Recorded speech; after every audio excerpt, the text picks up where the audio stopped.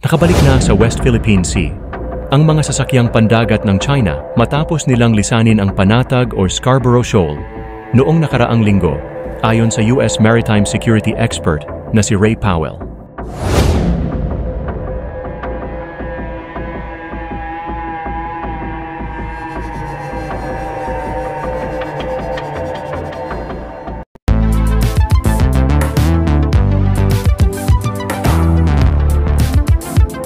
Huwag kalimutang i-like at i-share ang video na ito at mag-subscribe ka na din sa aking channel para updated ka sa mga bagong videos.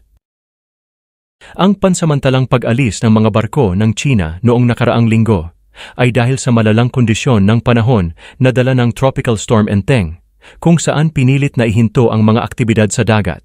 Gayunpaman, sa pagdaan ng bagyo, ang mga sasakyang pandagat ng China ay mabilis na bumalik na muling nagpapatibay sa kanilang paninindigan sa rehiyon. Ang kilusang ito ay muling nagbangon ng mga alalahanin tungkol sa potensyal na paglala ng mga salungatan sa pinagtatalunang katubigan. Ayon kay Powell, 6 na bagong Kyongshansia Maritime Militia at isang barko ng China Coast Guard ang nasa ruta na ngayon mula sa Mischief Reef patungong Scarborough Shoal upang palitan ang mga barko na umalis bago ang tropical storm. Habang wala ang ibang sasakyang pandagat ng China, nagpatrolya ang Philippine Coast Guard, BRP Gabriela Silang, sa pangkalahatang paligid ng Panatag Shoal.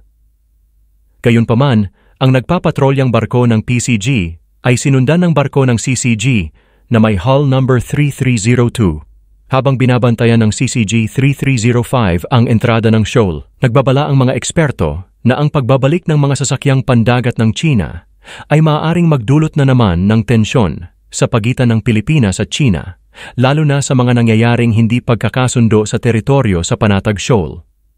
Ang shoal, na matatagpuan sa loob ng Exclusive Economic Zone ng Pilipinas, ay nananatiling kritikal na punto ng pagtatalo at ang panibagong presensya ng mga barko ng China ay malamang na mag-udyok ng karagdagang diplomatikong pagsisikap na igiit ang soberanya ng Pilipinas sa lugar.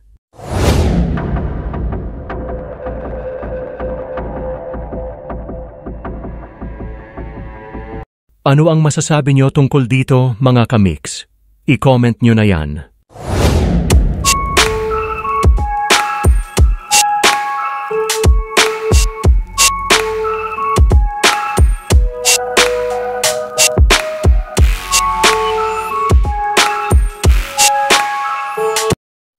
Salamat sa panunood, mga kamix.